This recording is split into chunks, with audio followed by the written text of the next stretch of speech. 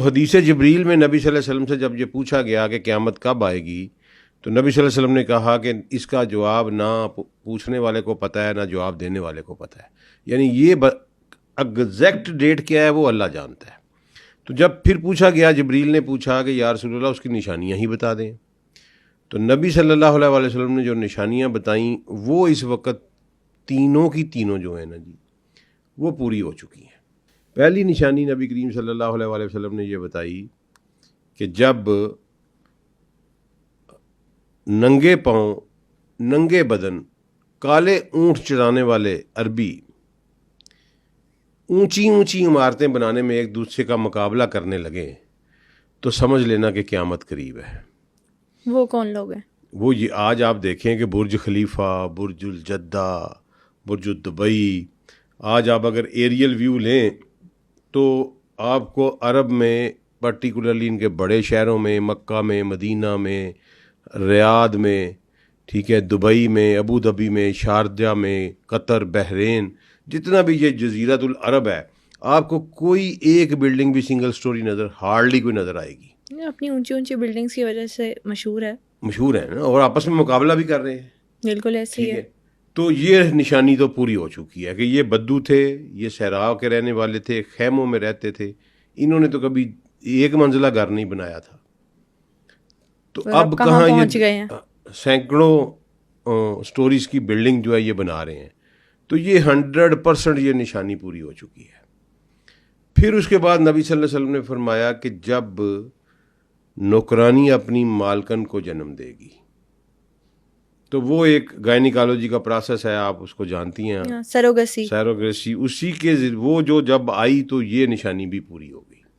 اب اس میں تو کسی قسم کا کوئی شک نہیں رہ گیا کہ ہم آخر الزمان میں رہ رہے ہیں۔ یہ بڑی ہماری پوری لسنر جو ہیں، ہمارے ویور جو ہیں، یہ نوٹ کر لیں کہ اس میں کوئی ڈاؤٹ نہیں رکھنا آپ نے کہ ہم آخر الزمان میں رہ رہے ہیں۔ آخر الزمان کا سپین کتنا ہے، 100 سال ہے، 150 سال ہے، 500 سال ہے، 1000 سال ہے، یہ اللہ بہتر جانتا ہے، لیکن جی ہم آخر الزمان میں رہے ہیں، یہ اس وقت آخر الزمان چل رہا ہے۔ تو اس کے بارے میں چونکہ ہم نے وہ بات شروع کی تھی ریڈ ہائفر سے، اور پھر دجال سے، بیت المقدس کی تعمیر سے، تھرڈ ٹیمپل کے بننے سے، تو اس حوالے سے نبی کریم صلی اللہ علیہ وسلم نے جو پہلی حدیث میں پریزنٹ کر رہا ہوں وہ مسلم سے حدیث ہے، اور میرے سننے والوں کو پتہ ہے کہ مسلم اور بخاری کی احادیث کی مجموعے میں کوئی ضعیف حدیث نہیں ہے، بالکل ٹھیک ہے جی، اس لیے انہیں صحیحین کہا جاتا ہے۔ تو 2897 نمبر حدیث ہے مسلم میں انٹرنیشنل نمبرنگ کے مطابق، جس میں نبی کریم صلی اللہ علیہ وسلم نے فرمایا کہ قیامت اس وقت تک قائم نہیں ہوگی جب تک رومی، نبی صلی اللہ علیہ وسلم جب رومی کہتے ہیں تو اس سے مراد یورپین اقوام ہوتی ہیں، کیونکہ اس وقت ایسٹرن رومن امپائر تھی یورپ میں، اور ان کو سارے یورپین اقوام کو رومن کہا جاتا تھا، تو اس سے مراد یورپین اقوام ہے۔ نبی صلی اللہ علیہ وسلم نے فرمایا کہ اس وقت تک قیامت قائم نہیں ہوگی جب رومی جو ہیں وہ دامک یا اماک کے مقام پر اکٹھے ہوں گے۔ یہ دو مختلف کتابوں میں ہماری احادیث آئی ہیں، مسلم میں، سنن ترمذی میں، ابو داؤد میں، پھر سلسلۃ الصحیحہ میں علامہ ناصر البانی نے یہ ساری جمع کی ہیں صحیح حدیث کے عنوان کے تحت۔ میں ان کا خلاصہ آپ کو بیان کر دیتا ہوں۔ 80 جھنڈے لے کے یورپین نیشنز جو ہیں رومنز، وہ آمک یا دابک کے مقام کے اوپر جمع ہوں گے۔ اب یہ جگہ کہاں ہے؟ یہ جگہ شام میں، شام کا ایک شہر ہے انطاکیہ اور ایک شہر ہے حلب، بہت مشہور شہر ہیں دونوں شام کے، سیریا کے۔ ان دونوں کے درمیان میں آج بھی یہ جگہ اسی نام سے موجود ہے، اور ایک وسیع و عریض میدان ہے، بہت بڑا میدان ہے، تا حد نگاہ جو ہے صرف پلین زمین ہے، بیرن پڑی ہوئی، آبادی ہے وہاں لوگوں کی نہیں ہے، صرف میدان ہے آج بھی، ٹھیک ہے جی، اور صحت افزا مقام ہے، کوئی یہ نہیں ہے کہ کوئی ہے گنجان، یعنی لوگ وہاں جاتے ہیں، آباد مقام ہے۔ تو وہاں آئیں گے 80 جھنڈے لے کے، ہر جھنڈے کے نیچے 12,000 فوج ہوگی۔ اب پہلے حدیث سن لیں، پھر میں بتاتا ہوں کہ یہ ہے کیا، موجودہ زمانے میں یہ کیا ہے۔ یعنی 9,60,000 کی آرمی ہوگی, 80 جھنڈے اور 12,000 ہر جھنڈے کے نیچے. بالکل 9,60,000 کی فوج, آج تک کبھی دنیا میں اتنی فوج نہیں اکٹھی ہوئی کسی جنگ میں. تو یہ فوج لے کے تو آئیں گے, تو نبی کریم صلی اللہ علیہ وسلم نے فرمایا کہ مدینہ سے ایک لشکر نکلے گا جو اس وقت روئے زمین کے سب سے بہترین انسان ہوں گے. وہ لشکر جو ہے وہ ان کے ساتھ مقابلہ کرے گا. اس میں سے پہلے ہم 1/3 جو ہیں ان کے سامنے ہتھیار ڈال دیں گے نبی صلی اللہ علیہ وسلم میری امت کے, اور ان سے مل جائیں گے, اور اللہ ان کی توبہ کبھی قبول نہیں کرے گا. دنیا کے روئے زمین کے بدترین انسان ہوں گے, ہم میں سے ہی نکلیں گے جو ان سے مل جائیں گے. یعنی اتنی سخت سزا اللہ اپنے اللہ بندے نے کی کہا توبہ کہ کا میں انتظار کر رہا ہوتا ہے. کبھی قبول نہیں کروں گا ان کی. نبی کی اللہ کے رسول نے کہا اللہ کبھی توبہ قبول نہیں کرے گا. نمبر 2, 1/3 جو ہیں وہ لڑ کے شہید ہو جائیں گے, ان کے خلاف لڑیں گے اور جام شہادت نوش کریں گے. نبی صلی اللہ علیہ وسلم نے فرمایا کہ وہ سید الشہداء افضل الشہداء ہوں گے, بہت سب سے بڑے شہداء ہوں گے, اور باقی 1/3 جو ہے وہ جنگ جیت جائیں گے. ٹھیک ہے جی. اب ذرا غور کریے کہ 9,60,000 کے مقابلے میں ایک مسلم آرمی نکلے گی. مسلم آرمی کی تعداد نہیں بتائی کہ وہ نہیں, کتنے مسلم ہوں گے. آرمی کی تعداد نہیں بتائی.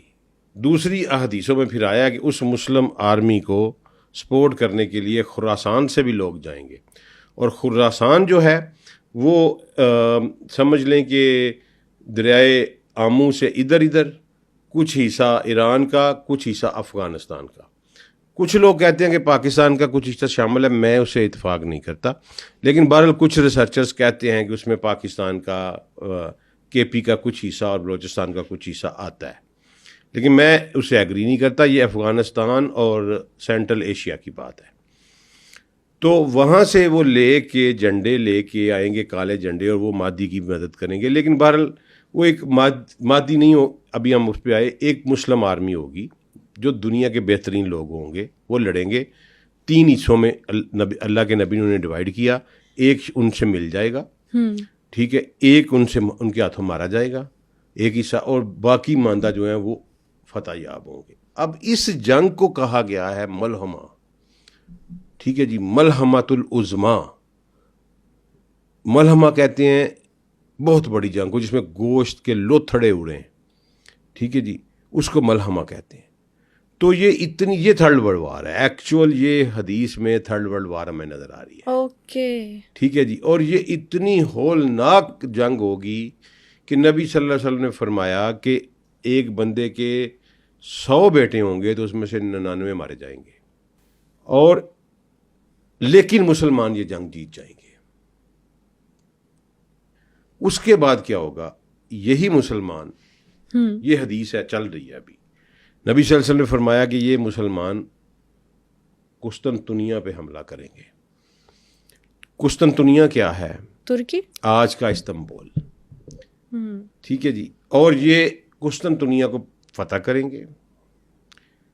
جب یہ قسطنطنیہ کی فتح سے فارغ ہوں گے تو شیطان جو ہے وہ آواز لگائے گا کہ دجال تمہارے گھروں میں داخل ہو گیا پیچھے سے. تو یہ واپس بھاگیں گے یہ آواز سن کے, لیکن یہ آواز جھوٹ ہوگی اس وقت. لیکن جب یہی لشکر واپس شام پہنچے گا تو دجال ظاہر ہو جائے گا اور ان کا گراؤ کر لے گا. یعنی وہ ڈسٹریکشن کے لیے آواز لگائی جائے گی. ڈسٹریکشن کے لیے آواز لگائی جائے گی.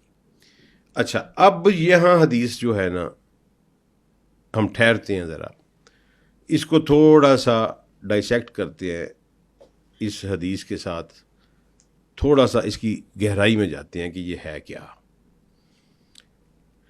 اب سب سے پہلے تو ہم یہ سمجھ لیں کہ جو 9,60,000 یا 10 لاکھ کا لشکر آنا ہے نا جی, آرمی 1 ملین آرمی جو آنی ہے, وہ مجھے نیٹو نظر آ رہا ہے. کیونکہ نیٹو کے ممبرز کی تعداد جو ہے وہ اس وقت 35 36 اراؤنڈ اباؤٹ 40 ہو چکی ہے. ایگزیکٹ نمبر میرے ذہن میں نہیں, لیکن یہاں تک ہو چکی ہے. یہ 80 تک پہنچے گی. اور جو وہ آپ نے کہا ابھی حدیث میں کہ وہ 80 جھنڈے 80 ممالک کا وہ اتحاد ہوگا. 80 کنٹریز کا اور وہ نیٹو ہوگا جو میں سمجھ رہا ہوں. اور ترکی چونکہ نیٹو کا ممبر ہے، ترکی اس ساری جنگ کی مخالفت کرے گا نیٹو کا ممبر ہو کے.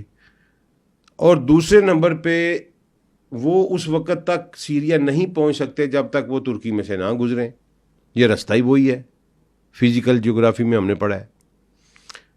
تو سب سے پہلے وہ ترکی کو فتح کریں گے، اور پرٹیکولرلی استنبول جس کا پرانا نام کانسٹینٹینوپل ہے یا قسطنطنیہ ہے، وہ ہمارے ہاتھوں سے نکل جائے گا، کیونکہ وہی رستہ ہے شام میں آنے کے لیے.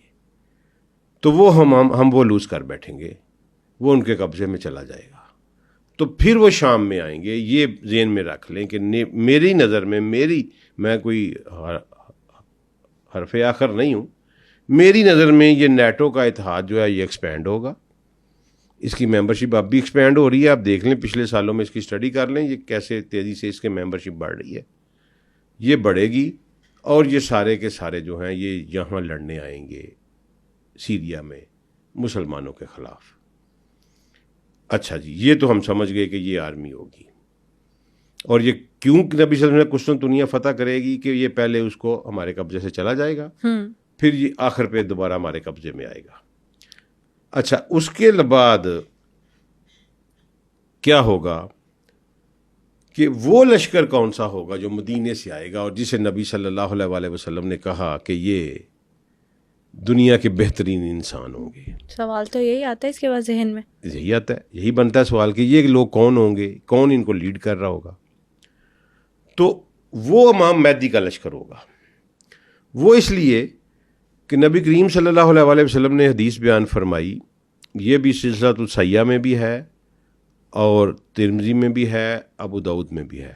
صحیح حدیث ہے کہ نبی صلی اللہ علیہ وسلم نے فرمایا کہ عرب میں 3 لوگ آپس میں لڑ پڑیں گے، اور ان تینوں کا باپ جو ہے وہ بادشاہ رہا ہوگا.